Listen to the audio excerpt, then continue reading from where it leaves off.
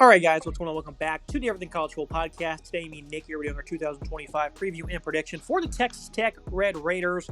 Look at this coaching staff: Joey McGuire, 23-16 through 3 seasons. Mark Leftwich, this will be his first year as offensive coordinator, spending the last 2 years at Texas State. And of course, he was the original recruiter of Cam Ward back at Incarnate Word, so nice connection there. And then Sheil Wood, first year as defensive coordinator, spending last season at Houston. Phenomenal offseason for Texas Tech, only 48th on the high school trail. Second best portal class, though. Some websites even had as the top ranked one. Phenomenal work there. 8-5 last year, 4 straight winning seasons now for Texas Tech, looking to take that next step. Getting started with this offense. This is a group that returns 5 starters, and of course, the most notable one is going to be your quarterback here, Baron Morton. This is a guy who showcases a nice high release, allows to get the ball out quickly over the defense on RPOs, has nice downfield placement. He can test tight coverage with confidence, can really throw it down the seam on a line. Has a good feel for where his routes will be, shows good command in the quick game, above average mobility. He can hurt you with his legs despite being 6'2", 220. Only 8 interceptions on 466 pass attempts. I think it's a pretty fair number as well. This is a quarterback not a lot of people talk to. They think he's a product of the system, Nick, and I think that's certainly something you can advocate for, considering they do play an air raid, pass-heavy offense, but if you can produce at a high enough level like I think Morton can do, which I think he's going to elevate his game to over 4,000 yards and 30 touchdowns this year, there's a reason why you're going to be able to compete. Texas Tech has always been known for great quarterbacks. Where does Morton fit into that combo, though?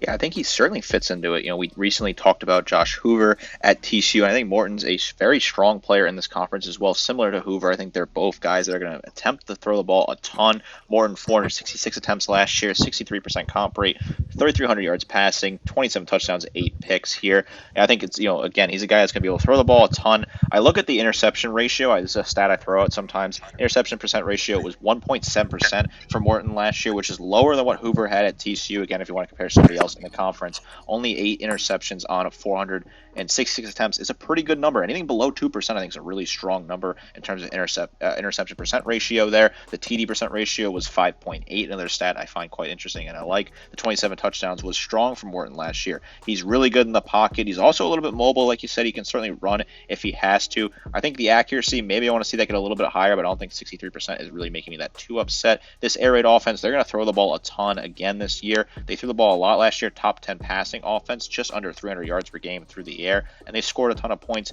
Expect another high-profile offense that's just absolutely slinging the rock over and over again and putting a ton of points up on the board. So look at the pass catchers that are going to help in getting those numbers up and over to some lofty expectations. The second leading pass catcher, and Caleb Douglas, is back. He's a nice physical player, 6'3", 205. Showcases nice hands and catch radius as an outside pass catcher. Big-time fan of his game. Coy Aiken has 2 straight years now of good production. He occupies another outside pass catching spot at 6'2", 210. Reggie Virgil, their top ad in the portal at pass catcher, spent most of his time out wide at Miami of Ohio, posting an 800-yard season this past fall. Likely will be spending most of his time in the slot, replacing the outgoing Josh Kelly. Some of the depth is definitely iffy. Kelby Valslin, TJ West, Tyson Turner, all either didn't play or only had a few receptions. All of them are, of course, sophomores, though. Tight end saw plenty of reps spread out. John Carlos Miller, he's going to be the starter. He had a touchdown in 3 straight games early in the year. Not much after that. Terrence Carter comes over from Louisiana Lafayette, who has nearly 1K yards of production over the last 2 years for them. Pretty good group here despite unproven depth. These starters play a ton of snaps, and they're going to be productive. Neck. I love Douglas. Aiken is a beast, and I think Virgil's going to slot right in there just perfectly to give them a nice trio there to dominate this conference. Some might say this is a top-heavy wide receiver room. I think that's a very fair criticism, but I think that top-heavy group is very strong. I love Caleb Douglas coming back, 877 for him, 14.6 yards per grab, 6 scores, 67 yards, 5 yards per game. He was really solid for this team last year. He's a great target. Aiken was solid as well, 652, 13.3, and 7 scores last year. He'll certainly find a way to be a target. John Carlos Miller was a decent tight end target, 122 yards receiving and 3 scores for him. I think the add of Virgil from Miami, Ohio is a great add. 6'3", 190. He can play outside. He can play in the slot. 8'16", 19.9 yards per grab and 9 scores for Miami, Ohio last year. A phenomenal add for the MAC. I think he'll slot in perfectly in that slot, no pun intended, and be really strong for this team. Yes, the depth is a bit concerning. I think TJ West has the best potential to break out of the guys that have limited experience between Tyson Turner, Colby Vaslil, and TJ West. I think West will be really strong come the end of the season. I like this unit a lot. Yes, maybe the depth is a bit questionable, but overall, these top guys are really strong. And I think Morton will be able to sling the rock to these guys with absolute ease and get a really strong, productive offensive output out of these guys. I like this wide receiving room. I think the pass game will be very strong. Now you look at the rushing attack. Replaces a phenomenal player in Taj Brooks, who had over 1,500 yards last season. This guy was the definition of a workhorse, getting 28 touches per contest. They go to the portal to add Quentin Joyner. As a USC fan, it pains me to see him leave, as this kid was going to be special. He'll just be doing it in Lubbock instead of L.A. Great feet, very elusive. He's an explosive runner, is a capable pass catcher as well. He had big games against Notre Dame and Penn State. Had 7.6 yards per carry as a whole last year. I think he's going to do a great job as a explosive runner for them. Jacoby Williams, a faster, slippery back who had 123 yards in his lone start in the bowl game, including a long touchdown, giving them a nice 1-2 punch. You also have Cameron Dickey, played a good bit as a true freshman last year, producing some quality numbers early on in the season, but was seldomly used after that. I know they like what they have in him, though. I love this running back group. I think they're going to have plenty of work to be spread out, should have plenty of production. Losing Taj Brooks is certainly tough, Nick, but I think they are going to be just fine at this position. I think they'll be just fine in the position as well. I like what they have here. I think there's some solid pieces. I look at Jacoby Williams. He's a really solid returning back. 236, 5.8 yards per carry, and 21 scores on his limited touches. He also had 10 receptions and a receiving touchdown. Dickey also had 41 attempts for 225, 5.5, and a score. He had 9 grabs and 1 touchdown, so both of those guys may be involved in the passing game a little bit more this year. I look at Joyner. I think he's an incredible ad from USC. This is a kid that I think is really good. Great feet, great footwork. 478 for him last year. 7.6 yards per attempt, really impressive number there. 3 touchdowns for him. He also had another receiving touchdown on 12 grabs, so he'll be a guy you want to keep an eye on. At 5'11", 205, I think he's a perfect size for this offense here. The running game, it doesn't have to be anything super special. They were 6th in the nation last year. Obviously a pass-first offense, but if it can complement the passing game, if the running game can be balanced and find a way to bail out the quarterback in some of those situations, this offense can go very far. Now look at the offensive line. For the Red Raiders, Howard Sampson arrives from North Carolina. He's 6'8", 340. Incredible size there, the anchor down the left tackle spot. He was quite good for the Tar Heels last year. Despite allowing 5 sacks, he was good in pass protection and had some strong outings as well. Will Jados from Miami of Ohio started the past 3 seasons at left tackle. Really wasn't all that good in pass protection, but he did shine in the run game. He's going to be there to compete. Left guard's going to get back Vinny Esquiri, who was an elite add in last year's class, being a pass block star for Toledo in his career. But he got hurt 2 games into the season, that is. Sheridan Wilson back at center. He was great in pass protection all season long. You also have Davian Carter at right guard, who's also been elite as a pass blocker in his entire career. Only 2 total sacks allowed in 3 years of starting. The first 2 of those years, of course, coming at Memphis. Hunter Zambrano got hurt 2 games into last season after graduating at Illinois State. He arrives to Lubbock now. He was a standout starter at left tackle in 23 for them. Brings over 1,500 snaps in his career to the table. Likely he's going to be occupying the right tackle spot. I love the interior of this offensive line, Nick. It's veterans. They've all proven to be great. They go to the portal, they'll get some tackles here. They'll also have great experience and nice size. Texas Tech has a plan in the portal, and they know exactly what they're doing, as those 2 guards also arrive via transfer. These guys are making smart decisions. They're not going out there trying to land the number 1 prospect. They're trying to land the top guys at their respective positions. They're going to fill needs for their football team, Nick. This offensive line's great. Yeah, I like this offensive line. I think Sampson's a really strong asset they added from Carolina. I think he'll be really good. Zambrano coming over from Illinois State, I think he'll be solid at right tackle. I think Skiri and Carter, the 2 guards, are very strong. And Sheridan Wilson's a great leader at center. I love this offensive line. I think it's a very strong unit. I think it'll be really good. Obviously, they're replacing some pieces on the O-line, but overall, this is still a very strong unit that returns 3 guards that have good experience in the interior. I love what the interior can do. This is a good unit last year. At Pass Pro, they were solid in run blocking as well. If they can play that same level again this year, this offense will certainly get up in that 37, 38 points per game again. That's definitely a key part of this offense, and I like the players they have here. Looking at the offensive verdict, do the Red Raiders have any flaws on this side of the ball? They got a veteran quarterback, proven pass catchers to the system, an offensive line that at full health will be dynamite. I think we got to be picky about something, right? So I think paying attention to how the tackle positions perform with 3 transfers being brought in, and will the loss of Taj Brooks and that workhorse status be too difficult to overcome? We got to be picky again, Nick, so those are the things I'm going to go with. This is a great group, though. I'm going to give it an A. I don't know why I'm not going with an A+, maybe just because they don't have the greatest depth at pass catcher compared to some of the other top-tier offenses in CFB. But this is a great group, top to bottom. Health is certainly going to be weighing on them significantly, but at full health, man, 45 points per game might be within reach. This is an A-plus offense. This is a phenomenal offense. They were top 10 in pass yards per game and yards per game last year, top 5 in points per game, and they were still really good at running the ball. Sometimes these lopsided, pass-first offenses are really bad at running the ball. They're in like the 110s, 115s. Not Texas Tech. They were 61st in the nation last year, and they should have a similar number again this year with Quentin Joyner leading the way. I love what they have at quarterback. Morton's a phenomenal athlete and a great quarterback. They'll be really solid in the pocket. I like the add of Reggie Virgil in the slot. He'll be really good. Caleb Douglas and Coy Eakin coming back are two key wide receivers. The O-line, maybe there's some question marks on the two new tackles, but overall I still think it's a very strong unit. This was a phenomenal offense. I think they can get 38 points per game again this year, potentially push that 40 mark. They might be the highest scoring offense in the nation by the time this is all said and done. I really like what this unit can do. It's an A-plus unit for me. Joey McGuire's got himself a great team here. They added players at the key piece that they needed to. They returned players at the key piece they needed to. You cannot hate anything on this offense. Actually, I love everything on this offense. I'm excited to watch what they can do this year. Moving to the defensive side of the ball, you can look right at those numbers. This team's getting a lot of hype and for good reason, but they're certainly going to have to overcome significant flaws, and that was being outside the top 120 in numerous categories for this group. So they go to the portal heavily, added 10 guys, and of course it does start with a defensive line that did phenomenal job here to revamp the entire front four. David Bailey's probably going to be the favorite guy they added. We said upon arrival at Stanford he would be a force, and he now brings 14.5 career sacks into his senior season for the Red Raiders. Needs to find more consistency versus the run, but he's an exceptional pass rusher.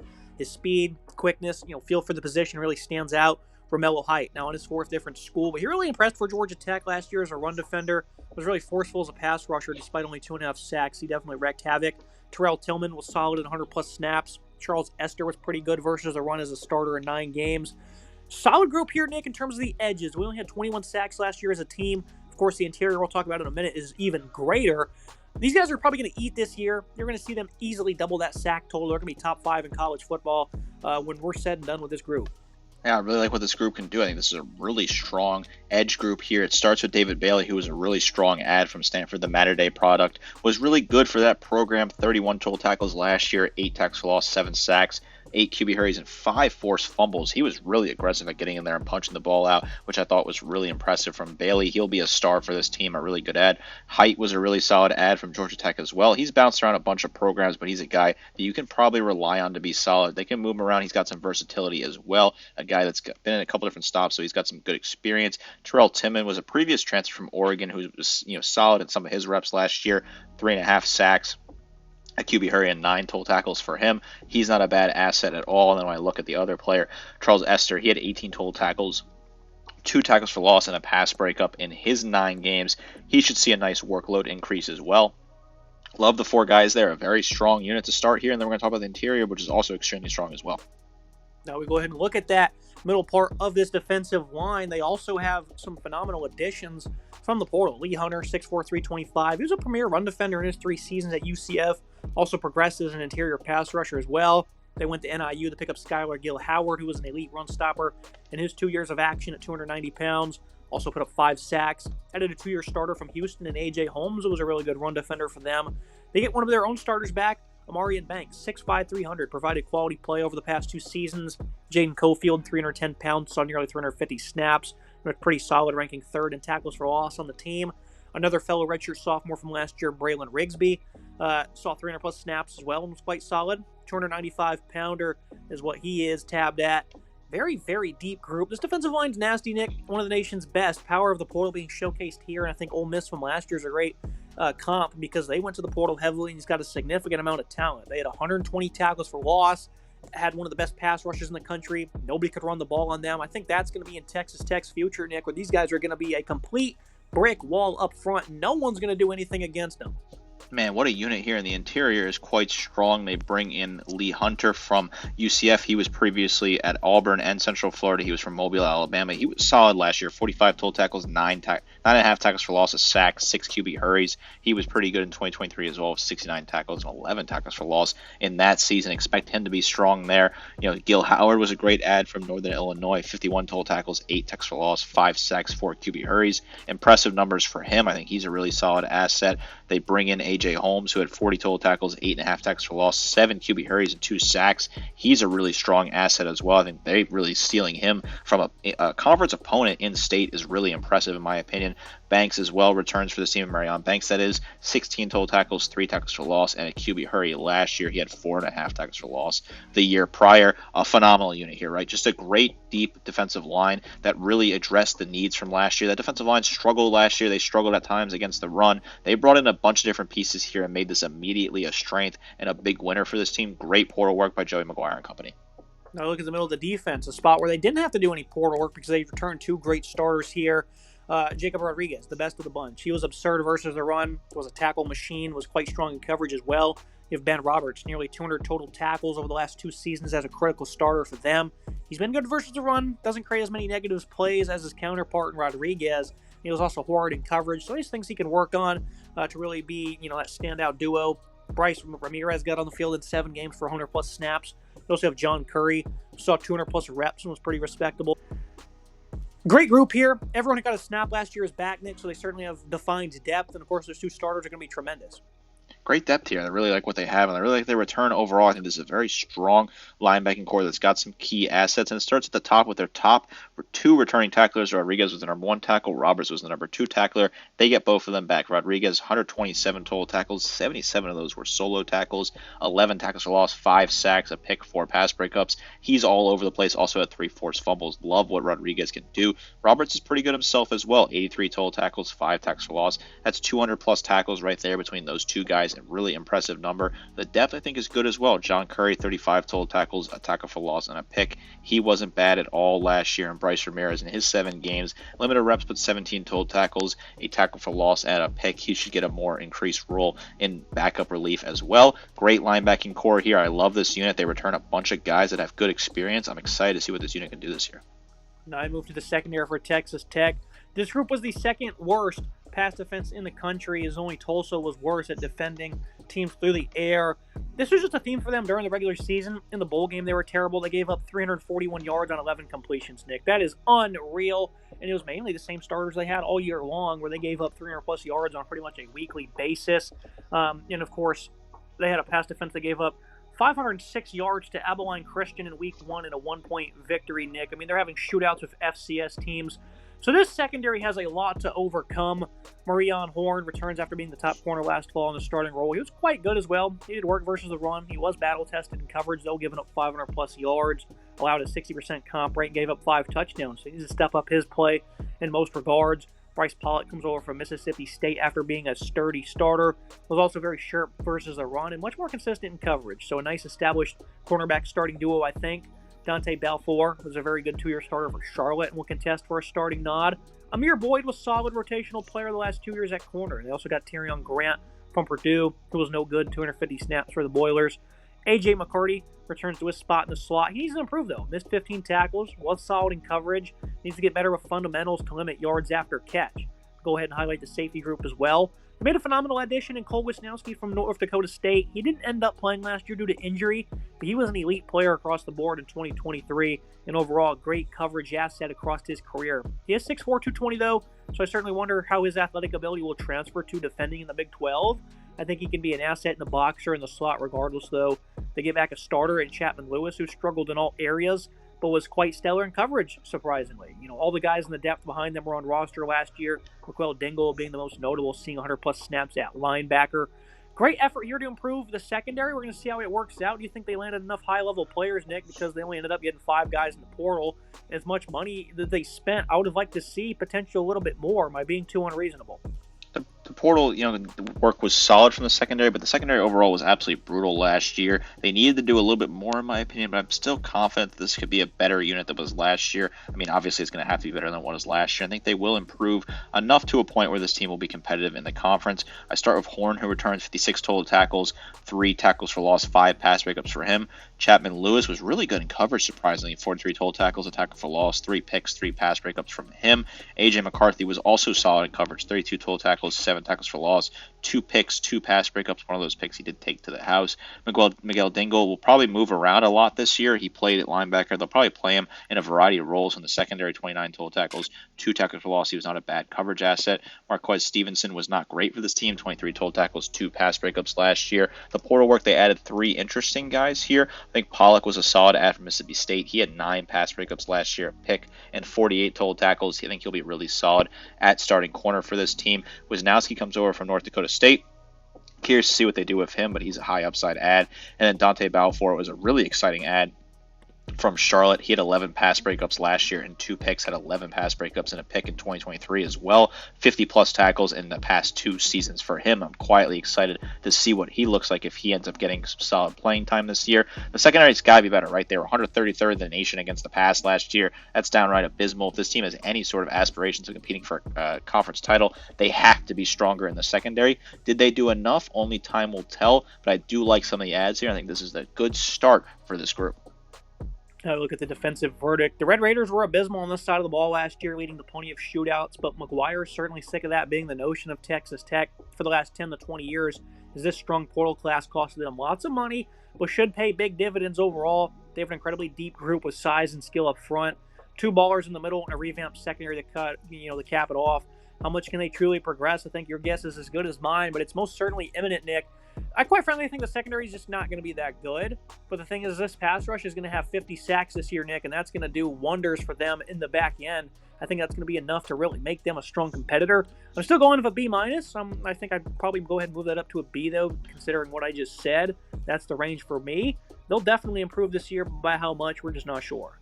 So this defense will be better, but I still think it will be a liability to hold this team back. They were brutal on defense last year. They struggled. 34.8 points per game is unforgivable, as is over 300 yards per game given up through the air. I think the run defense will be absolutely stellar this year. I love that defensive line. I normally don't like a full unit being used out of a full unit group, a full position group that is being added from the portal, but I think all the guys added here were really strong and solid for this group, so I like that a lot. I think the linebacking core is phenomenal with some guys that are really good hard hitters and phenomenal tacklers. The secondary worries me a little bit, although I think some of the nice adds out of the portal could pay dividends come the end of the season. I'm looking at Pollock and Balfour, who I think are really good.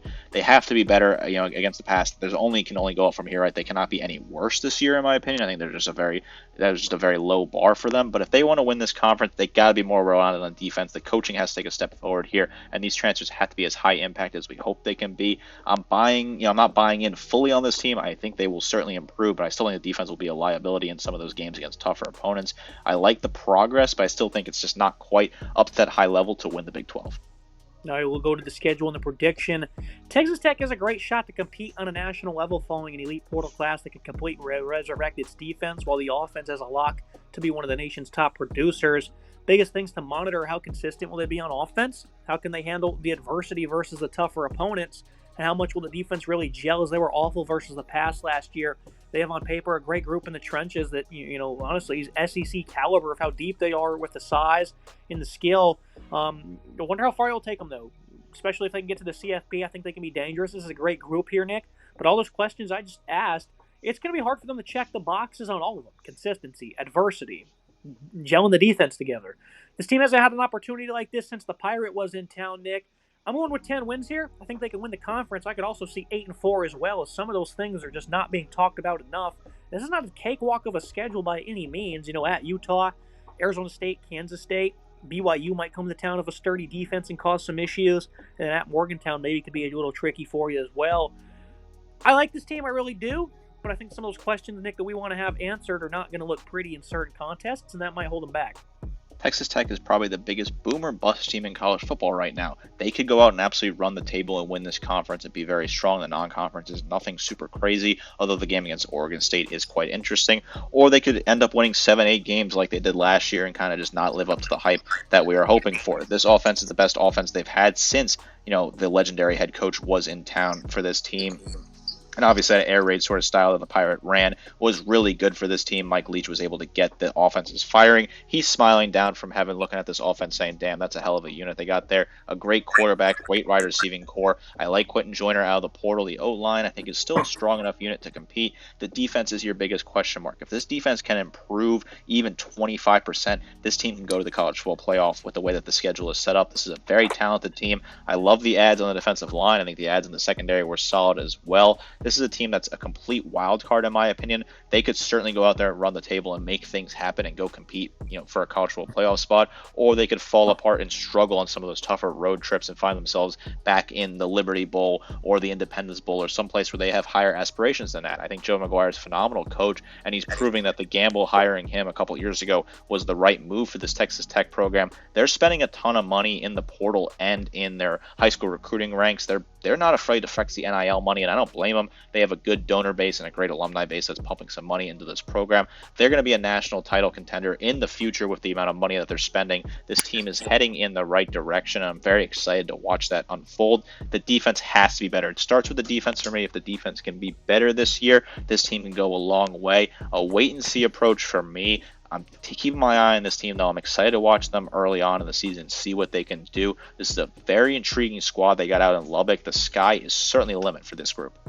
Yeah, I felt from minute one when they hired Joey McGuire, kind of a underrated name, that this would work because this guy was born and raised in Texas. He was a legendary high school coach at Cedar Hill, spent a couple of seasons at Baylor as, an associate head coach before Texas Tech snagged him. So I felt from minute one that this experiment would work, and I think it's going to come full circle this year as he's had a winning season every year since so far, and it's ready for them to take the next step.